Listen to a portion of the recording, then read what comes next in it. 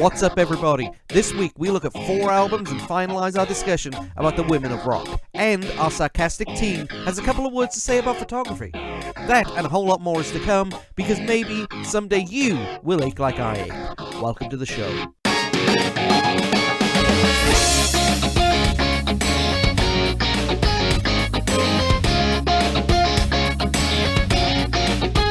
I don't know really how I feel about taking somebody's mental anguish lyric and turning it into my own. I'm physically aching because I've been working too hard. So anybody offended by that, and even if you're not offended, I'm sorry about that. Just trying to get the show off to a good start. Anyway, guys, welcome. Thank you for taking the time to tune in, taking the time to listen. It's been a little while since I last spoke to you guys. We have had a couple of life-changing events in the last couple of weeks, and it was not appropriate to carry on with the podcast at that point. We had a death in the family of a very, very close family friend, and he was a great guy. Loved everybody, loved kids, always did the right thing, and the world is very, very worse off without him in the world. He's very, very close to the 3 kids who we are now looking after, and they were hit pretty hard. And so, it was not really appropriate, and we didn't even have the time to finish. I mean, it was so sudden, everything that happened. But it wasn't appropriate to carry on and do the podcast while we were, making sure that these kids were okay. So, but yeah, it was a rough time. That and my wife's grandmother was taken to hospital, and it's just been so busy that we haven't had the time to sit down and record. We were even supposed to bring it earlier on in the week, but as I'm recording this right now, we still haven't recorded the Women of Rock thing, but we will get to it today. But it's just been a real tough couple of weeks. So I wanted to give you guys a reason why we're ridiculously late with this episode, and that's why we haven't been active on social media too. It's just been so hectic. We're hoping the next couple of weeks to get back on track. One of the things the reason that is I've been working 2 jobs the last couple of weeks. I've been doing live sound for a local band, the Holodecks, as you know. They're a great bunch of guys, and I appreciate the opportunity. It's just a really a lot of work and a lot of time. And while I'm enjoying every second of it, and I wouldn't be doing it if I wasn't, it's basically cut a day and a half out of my weekly schedule. So I'm glad the next couple of weeks I've got time to focus on what I'm doing. And great shout out to the guys, great bunch of lads, great sound too. I'm not just talking about the stuff that I'm doing helping them. I mean, they're really tight. They're really good at what they do.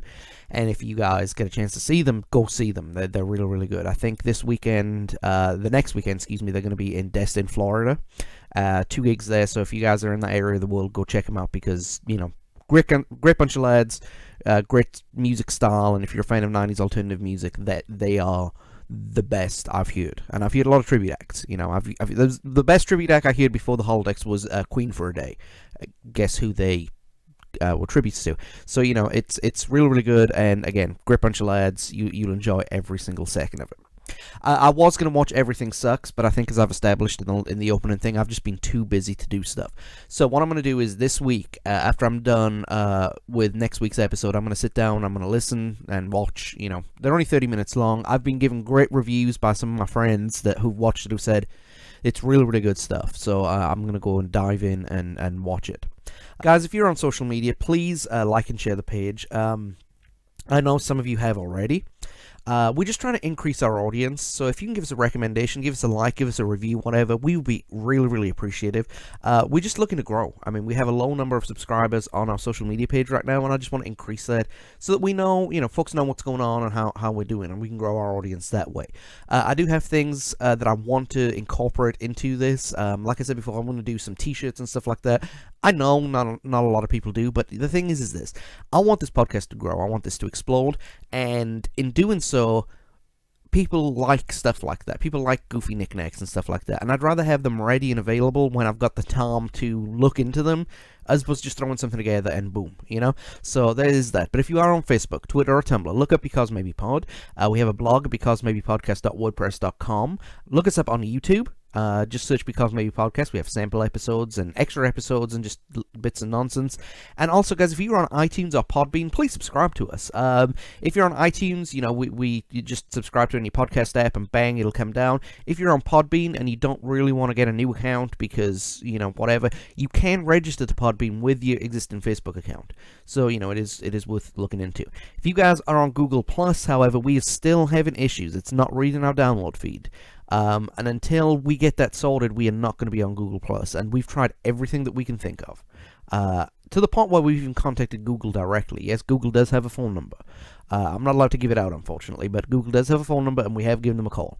So, that's just what it is. So, with all this done, with all this housekeeping out of the way, thank you guys for being patient with us. We do have part 3 of Women of Rock coming right now, and it'll be the last episode with Sarah for a little bit while. She's done a great job, and I thank you for driving these episodes. But we do look at the 4 albums that she picked. While I was researching this, I asked her to pick 4 albums, and these were the 4 that she picked. So we're going to review Tuesday Night Music Club, Jagged Little Pill, Live Through This, and Last Splash. Hope you guys enjoy. Scenes of the 90s. What up, people? Guess you weren't expecting to hear that voice first, huh? Yeah. Welcome back to part 3, the final part of Women of Rock. It has been a long, long time getting here. Longer than expected. I am joined by the fantastic Sarah Connolly. Hello, dears. The fantastic Mrs. Fox. Mrs. Foxy. And we are here to talk about the 4 albums that, when I was doing research, I basically had Sarah throw a dart at, and she told me use these 4. So... Okay, 4 notable... Yes. 4 notable women's rock albums of the 90s. And 4 completely different albums, yes, too. That was part of the... Which is really good, because when we did the Britpop thing, they kind of all bled together. Right. But these are all different ends of different spectrums. And we're going to kick it off with The Breeders. Woohoo! Last Splash. Amen. Now, before we get started, I have an apology to make to all women rock fans of the 90s. Do it.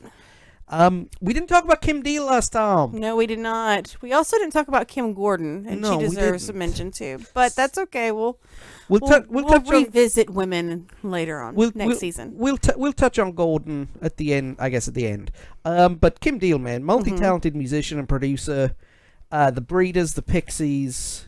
As a producer, she was like a proponent of what they call the all-wave philosophy, which I actually think is a great idea, even though I use all digital material. No auto-tune, no digital corrections, nothing like that. Totally analog. And I think that's good because, everything's now auto-tuned and cleaned up. And, But anyway. Sterile. Sterile. That's a great word.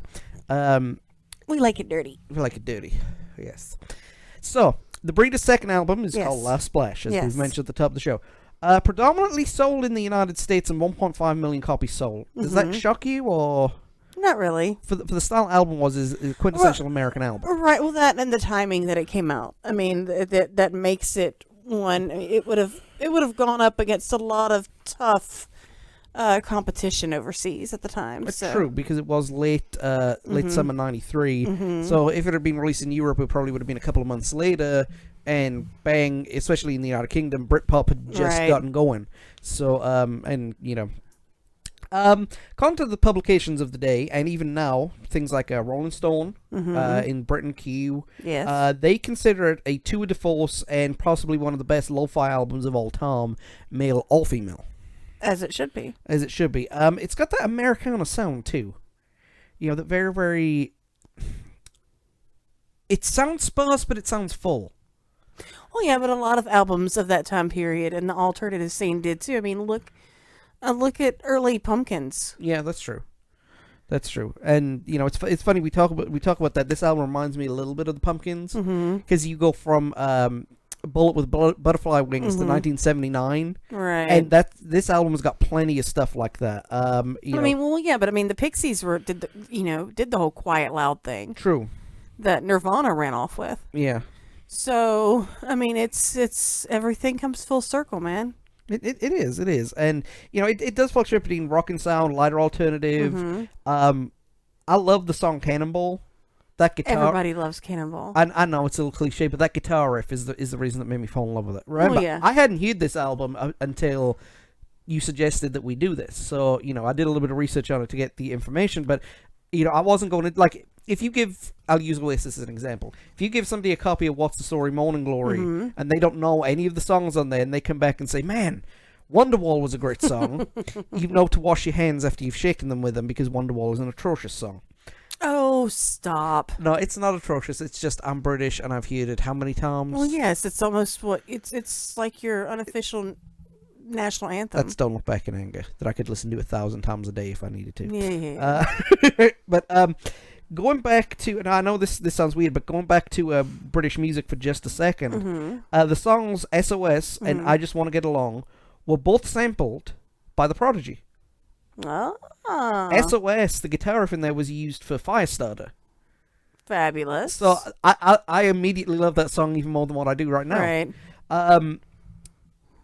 It's got a chaotic sound, but it's like controlled. Mm-hmm.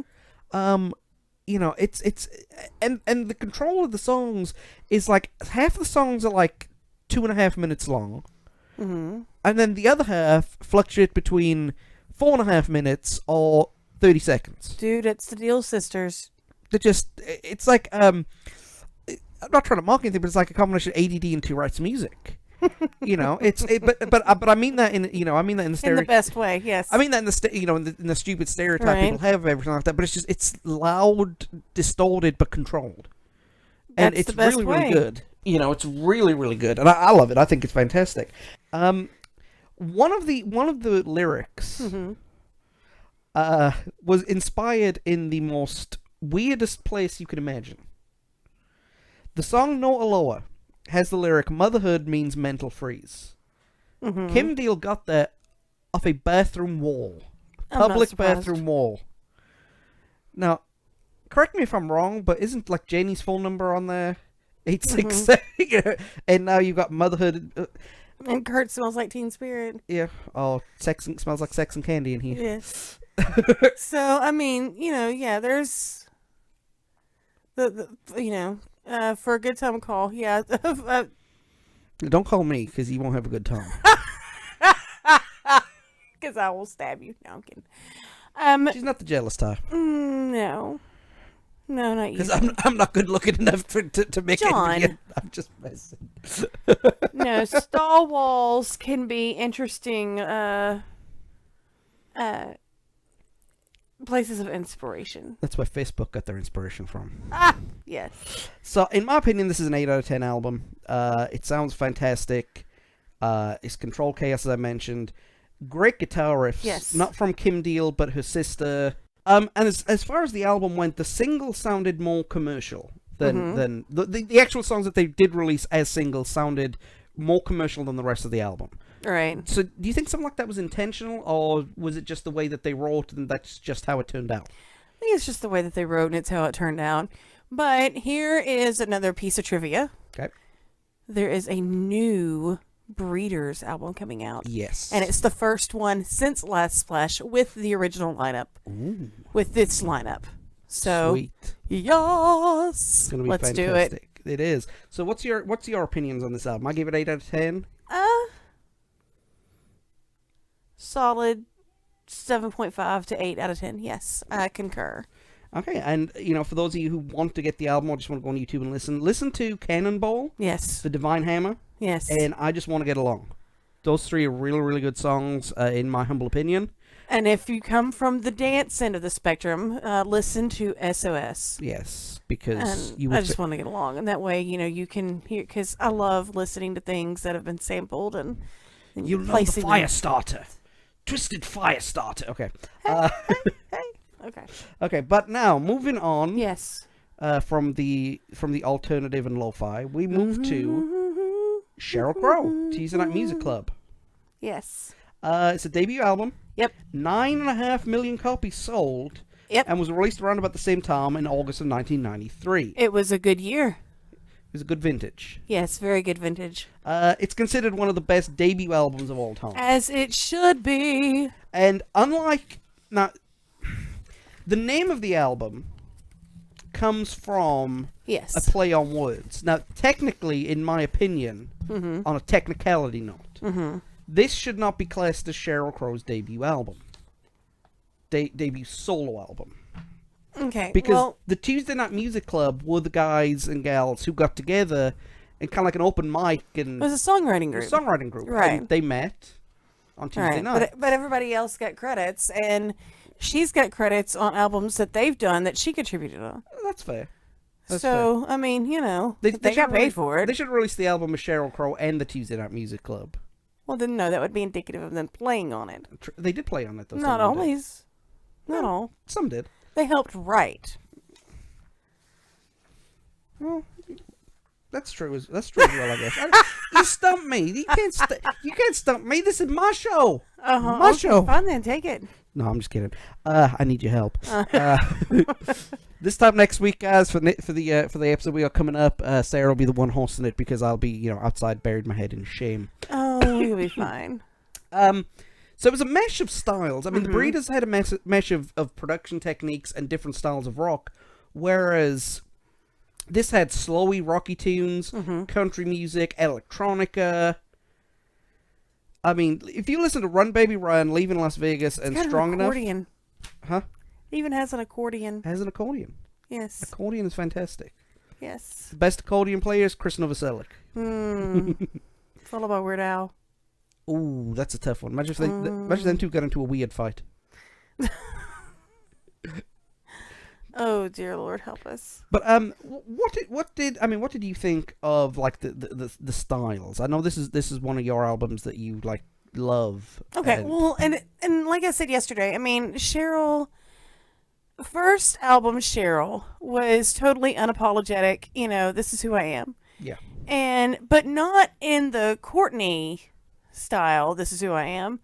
But in a, you could chill out and go get a beer with Cheryl without worrying about her slashing your tires. No, she probably slashed someone else's face with a beer bottle. No, not in that era. But I mean, then If you made a mad. right. And then now when the self-titled album came out next, well, then you got more of a glam, Cheryl. But this is down to earth Cheryl. This is hippie mama Cheryl. Hippie mama, I like that. Yes, and I dig this Cheryl. It's bluesy. It's there's some raw lyrics on this album. There are. And it's perfect. I adore everything about this album from the beginning to the end. Run Baby Run you love too. Oh God, yes. You hum that a lot around here. I'm surprised there isn't outtakes on the podcast if you humming that. I personally, it's a good solid album. Yes. It's a good solid debut album. But in my opinion, I prefer the Sheryl Crow album better than Tuesday Night Music Club. Okay. Not because of anything more or less or whatever. It's just, in my opinion, I connected with that album better. Sounds like it makes you happy, and just. Well, okay. And here's the thing, though. Yes, you're right. The Sheryl Crow album has a lot of good songs on it, and I could see from your background why that one would be, the one that sticks out most to you. I have a real soft spot and penchant for Hamilton, if you can hear my ringtone. Sorry, I got a text. Okay, no, I mean, I could see why you would pick that album, to be the one that you identified most with, the Sheryl Crow album. But I have a big penchant and soft spot for, less produced. Okay. I like raw nitty gritty. Okay. You know what I mean? And, So you like raw nitty gritty stuff? yeah, I like the raw nitty gritty ones because there's just, they're more honest. That's true. And I dig that. You dig music. Right. I am a golden god. Yeah. And I get that. I just, for me, for me, I think it's a good album. Don't get me wrong. It's a solid album. I think it's a good 7 out of 10 album. And it launched a very, very talented musician into the public light in terms of Sheryl Crow. 8.5 to 9 out of 10. You give it 8.5, I give it 7. Well, there you go. Because I'm a miser. He's gonna yell for you guys to get off his lawn. That's right. Get off my lawn. But notable tracks this album: "Run Baby Run," "All I Want to Do," "Strong Enough," "Leaving Las Vegas." Yes, any copies that you could find online of any of these songs live, Yes. do it. "Run Baby Run." Cheryl does wonderful versions of it with Clapton. There's more than one version. Really? Yes. "Strong Enough." Oh my God, there's a version of her in the Dixie Chicks. Oh yes, it is worth. Oh, it will rip your heart out. No, I love the Dixie Chicks. Dixie Yes. Chicks are awesome. Yes.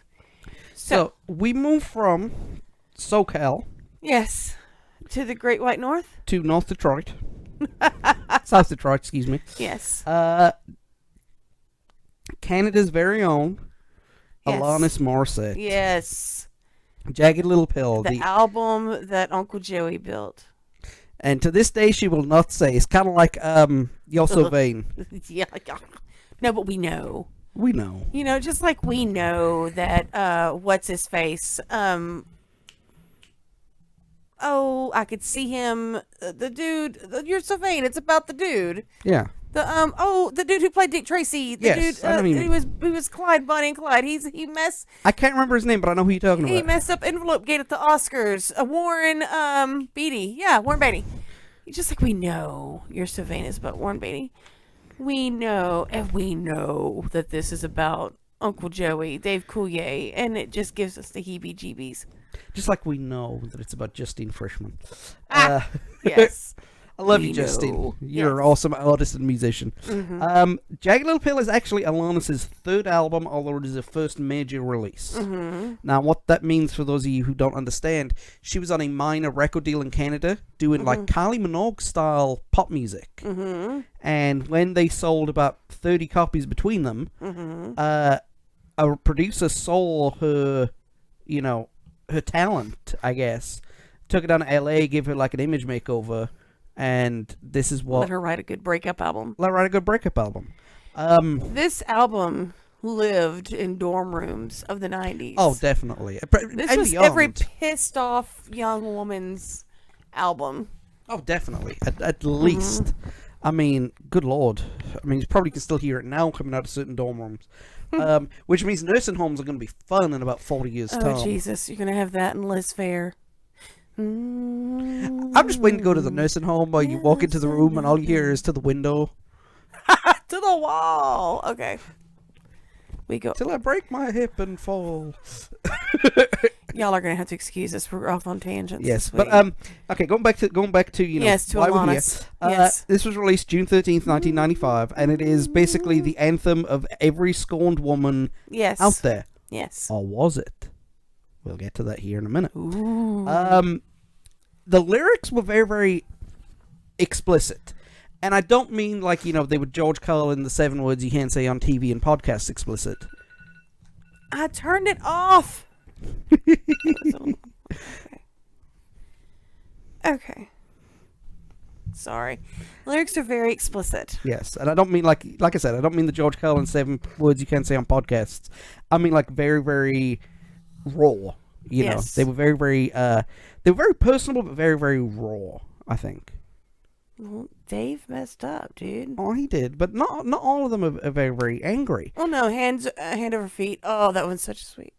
Yes, yes, it is. It's even more brilliant watching a dude sing it. Yeah. I said hand over feet, guys. Y'all have to forgive me. I'm tired.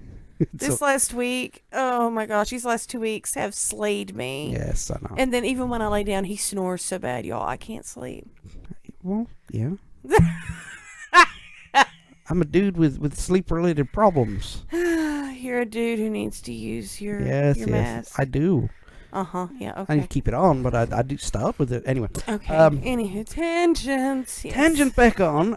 You know what the most ironic thing about the song "Ironic" was? It's not ironic. It's just a series of bad events. Yes. Not irony. Now, if I ran over some dude, that would be a tragedy. Mm-hmm. If that dude's son ran over, that would also be a tragedy. Mm-hmm. But if ran over some dude's son, that would be ironic. Don't you think? Yeah. Because, we've all had rain on our wedding day. Mm-hmm. It's the most depressing day in some people's lives. Not mine. It was the most happiest day of my life. I got to say I do. Yeah. Which is tomorrow, by the way, for anybody listening, or today. Yes. So, we'll be married 10 years as of the 20th. Absolutely. Longest 10 years in her life. Every song in this album, going back to the album, every song has like a meaning that's close to Alanis herself. And when it comes to certain songs, when the songwriter doesn't give you an inkling of to what it... I'll use Closing Time for an example. Until Semisonic lead singer started going around and telling his Semisonic story that Closing Time was actually about his child... Right, nobody you wouldn't have known. Nobody would have known. So a lot of these songs on this album are like that for Alanis. She wrote them and hasn't given the meanings behind them, but has confirmed that they mean something. Well, you ought to know is pretty damn It's self-explanatory. I got that, but I mean, you know. I mean, a homegirl got raw. She did. Yes, she did. In a theater. Yes. Yes, she did. I've decided I'm gonna go send her a present for Christmas. Really? Yeah, I'm going to go to Build-A-Bear and get a bear and put its eyes looking at each other so she can have her cross-eyed bear. King of dad jokes, guys. Yes. Each song was recorded as a demo. And ironically enough, But he's full of them today. the vocals, right? The vocals of each track were the original demo vocals.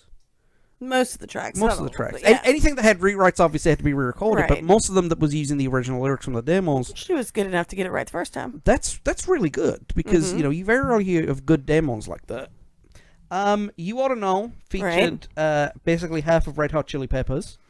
The good half. Dave Navarro, who was the guitarist at the time. Love him. And Flea. Yes. And they in fact wrote the instrumentation of that track. Now going back to a tangent.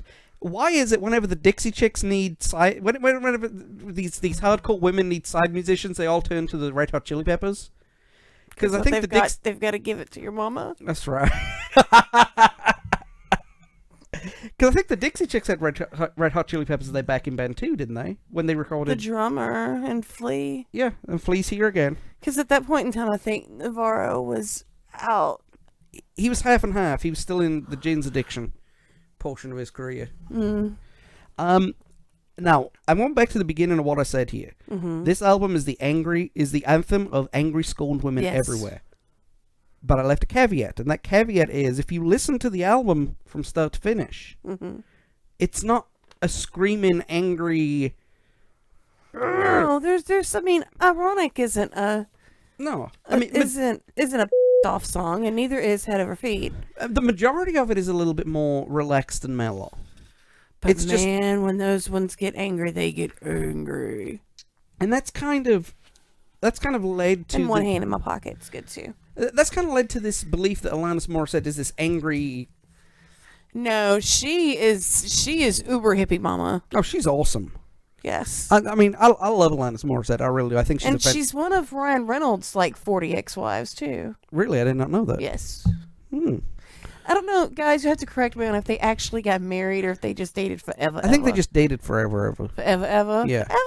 Forever. Oh, and she was God. Yes, she was. Yes, she was. Yes, she was. And she killed Affleck. Yes.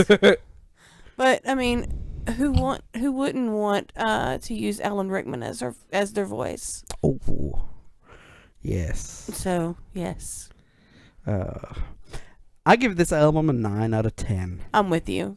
Musically, it's fantastic. Lyrically, it's fantastic, and lyrically, it's just awesome. I don't get the nuances behind the lyrics, right? But you don't have to be, But you don't have a vagina. You're not supposed to. But I can appreciate what a good lyric is supposed to be. Yes. And that's why I think this is 9 out of 10. What do you think? I concur. Concurrent is good. Yes. So if you guys haven't listened to this album, go find You Ought to Know. Don't listen to it around the kiddos. Do it. Yeah, no. No, seriously, don't listen to it around the kiddos. Ironic, if you're an English language guy, don't listen to Ironic because it's not make your brain twitch. Head Over Feet and One Hand in My Pocket. So, that is Alanis Morissette. Now, we come to our final album. It's a full circle. It's a full circle. And talking of angry women, Yeah, but justifiably angry women. justifiably angry women, Paul Brrr, lived yes. through this. Yes. Paul's second album. Ish. Kind of. Second full-length album. Got it. Because Ask For It was an EP. Yes. And EPs are not albums. They're just EPs. Yeah, but if it's got like 6 songs, does it make it an album? No, 'Cause still an EP. Some people release albums of 6 songs. There's SPs, EPs, and LPs. This is their second LP. Okay. For the kids listening, SP means short play, which means single. Yes. EP means extended play, which means Not full. 3 to 5 tracks. And long play is LP, that's 8 or more tracks. The more you know. Sold 2 million copies Yes. and was released on the 12th of April, 1994. Yes. You have the floor. Okay. All right. So here's the thing. This album changed lives. There is a generation of women who this album spoke for them when they could not, which is ironic, not in an honest way, but in a legit way, because there's very little speaking on this album.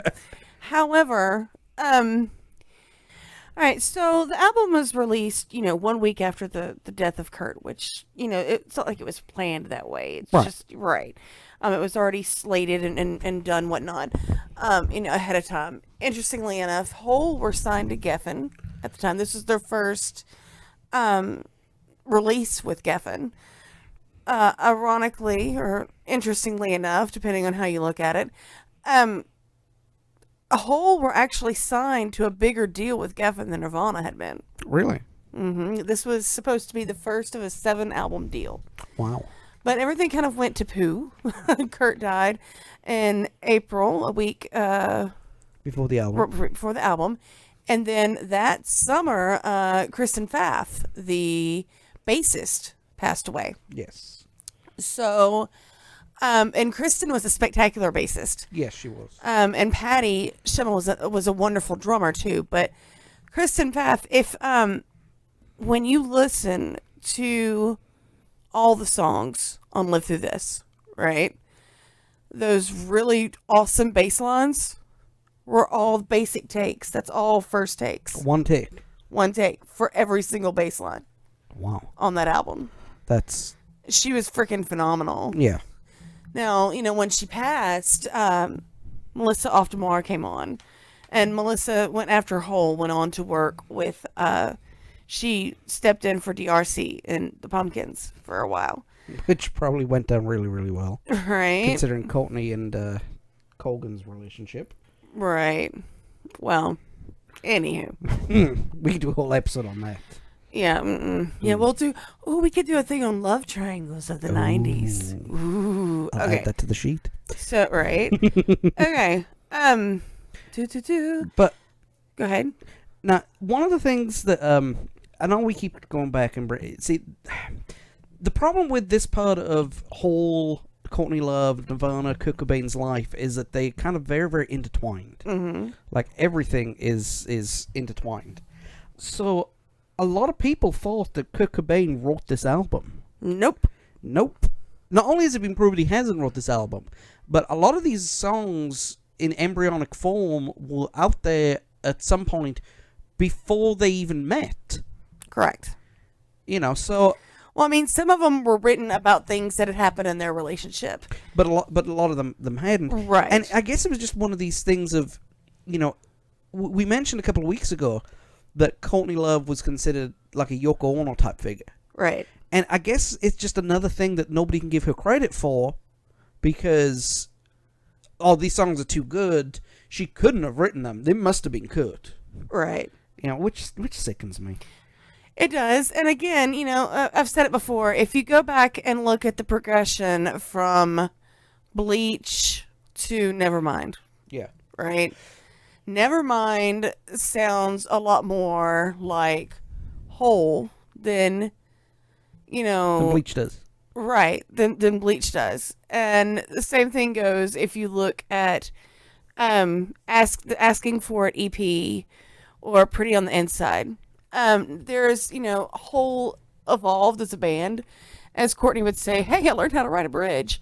There's a lot more melody to it. Yeah. However, it sounds like the natural evolution of a band. The sound didn't change as much as Bleach, from Bleach to Nevermind did. Yes. So you can, if you really listen, there's more of an influence from Hole to Nirvana than there was from Nirvana to Hole. Oh, and that's going to tick a lot of people off. Well, bite me. Truth hurts. Truth does hurt. Yes. And interesting enough, the band, the album did have one cover song on it. Yes. So Credit in the Straight World is actually written by a Welsh post-punk band called Young Marble Giants. How did they describe the cover version? They described it, and I quote, they hated this version of the song, saying it had been turned into a pornographic Led Zeppelin track. A porno Led Zeppelin.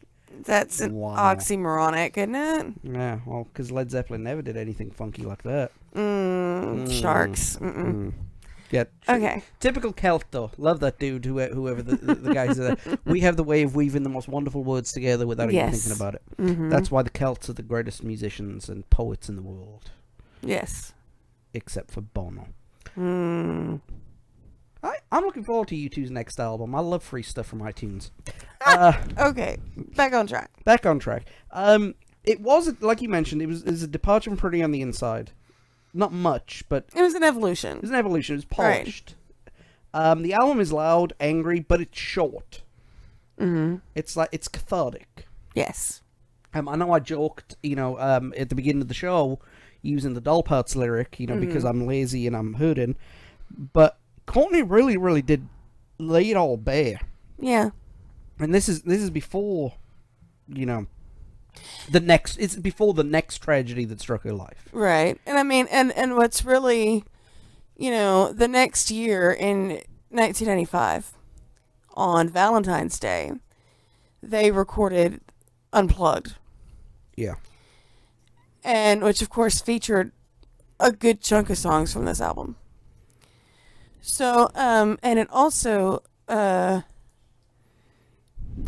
a really good version of You're Right, which Nirvana, that's the one that years later Nirvana retooled. But what you can hear, there's pain here. Oh, yeah. There's pain all over it. And of course the next album, Celebrity Skin would go on to have more. But, this, it's raw as hell. It's hard to listen to, too. Mm-hmm. The music itself is mellow, so to speak. Like, even, you I was going to say this. It wasn't all slashing and thrashing and right.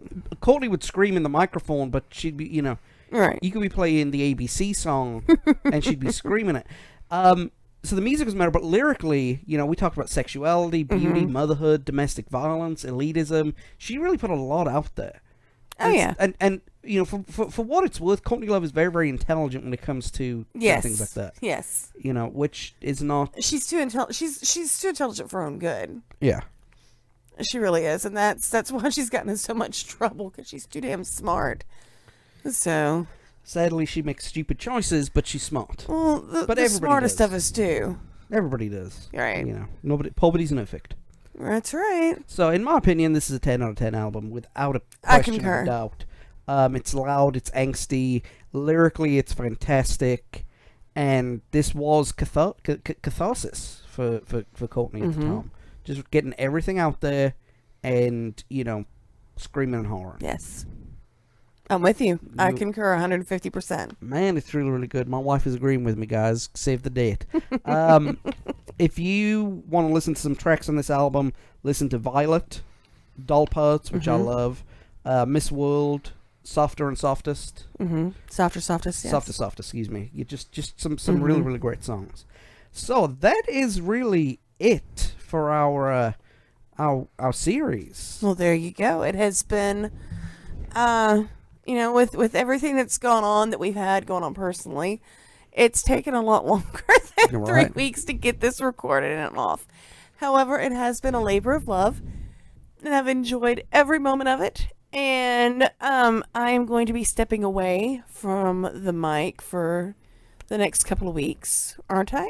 Yes. And then I'll be back. You'll be back when we talk about either Man on the Moon or Larry Flint. Is Courtney just like she? Is No, she the I don't know patron what- saint of this season? I don't know how Courtney got involved, but I mean, she's the patron saint of season 2. Yes. Right. She's like, she's the devil on your shoulder. Go on, do it. And then the angel pops up that looks like Courtney and goes, yeah, go on, do it. But well, now that you mentioned that, real quick before we wrap this up, I mean, the albums are great and everything. Right. The music and the artists were really, really fantastic in the 90s. Right. And, what do you think is the legacy of 90s female rock musicians? Let me rephrase that. I use the word rock not just to mean rock music in this sense.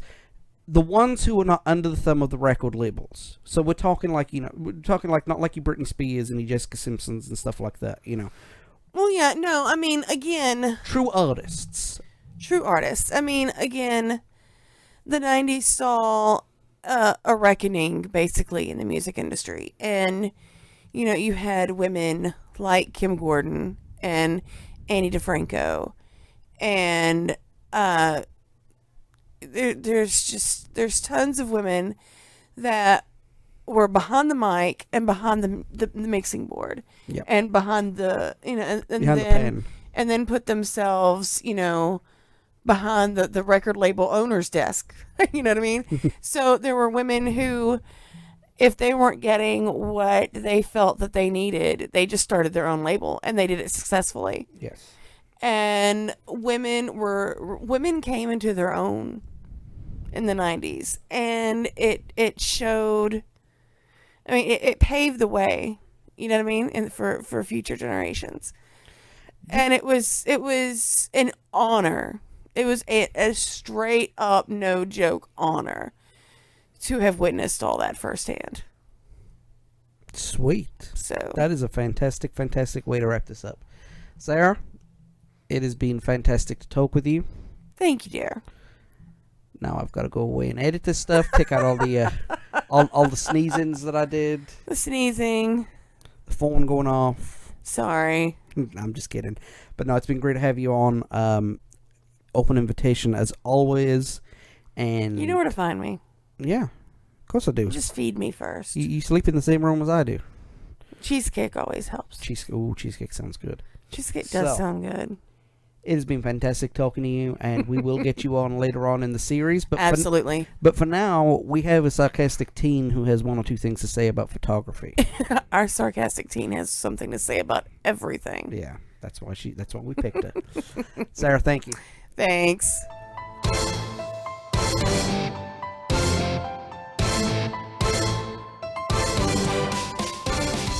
Ugh, come on, stupid cable. Sync faster! Ugh!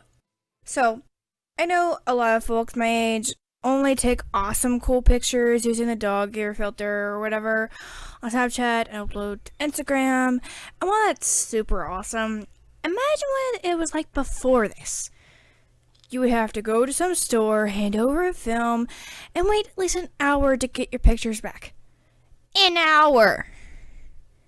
Well, there are ways to get your pictures instantly. You would have a Polaroid, which the quality looked like it was taken on my grand's potato or something. At least there were no selfies, though. Yeah. How would anyone know what you had for supper? Or your coffee shop coffee if you had to wait for your pictures? Ugh! Okay, let's talk about real photography. I'm waiting right now for like 200 pictures to download into my computer so I can edit them and make them look great. Well, greater. And it's taking like a zillion days to load for me to do that. Like, hurry up! Back in the day, however, if you wanted to use your super cool photos to look super cool, you had to go to a dark room. You had to use chemicals, water, and light to make your pictures appear. I can feel the sweat on my brow just thinking about that. If you wanted to share them, you had to copy them, meaning you had to make more than one. This is ridiculous.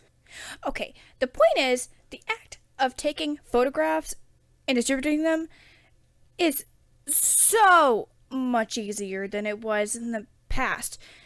Even though we have lost a dinosaur art of making prints, sadly there are more pictures of food and puppies than of meaningful stuff, especially on social media. Hi, girl. OMG, hey. Selfie! Okay, now with bunny ears.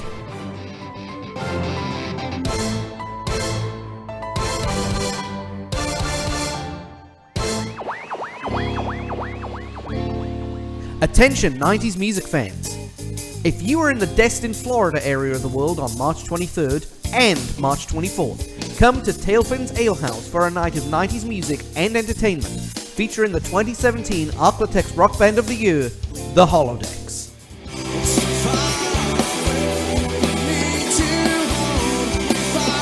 Showtime each night is at 9 p.m. and a valid ID is required at the door.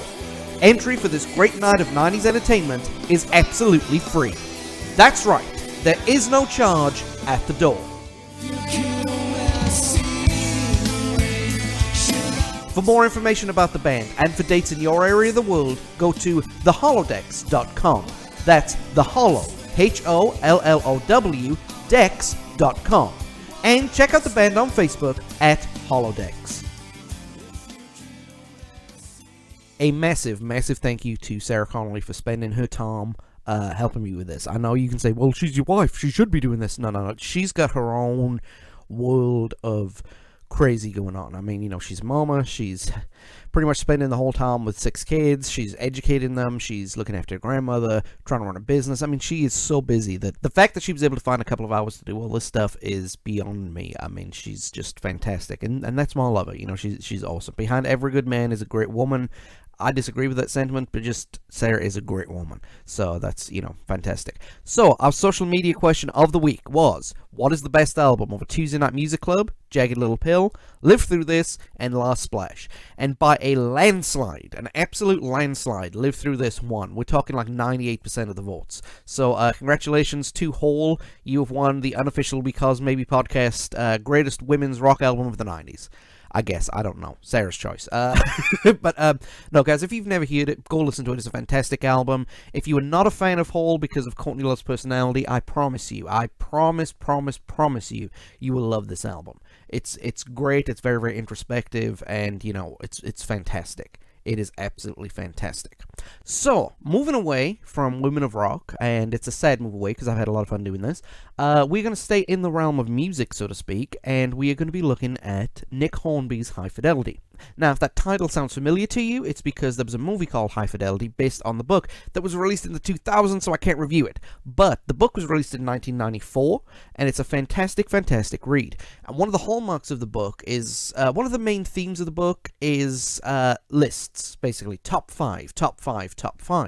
And one of the other main themes of the book is music. So you have top 5 in music, top 5 in music, top 5 in music. So I'm going to ask everybody right here, if you can take just a couple of minutes of your time and tell me, if you were stuck on a desert island, what 4 to 8 albums would you take with you? Yes, I know, I'm cheesing on Desert Island Discs. Sue me. Don't sue me, really. I'm just doing it for a little bit of fun. But, I will post mine next week, and I actually have a blog coming up in the next couple of days telling you mine, and I'll go through that at the beginning of next week's episode. So, guys, hopefully we'll be back on time or back on schedule next week, and in the meantime, stay safe, have fun, don't do anything I wouldn't do, and have a good time. See you guys.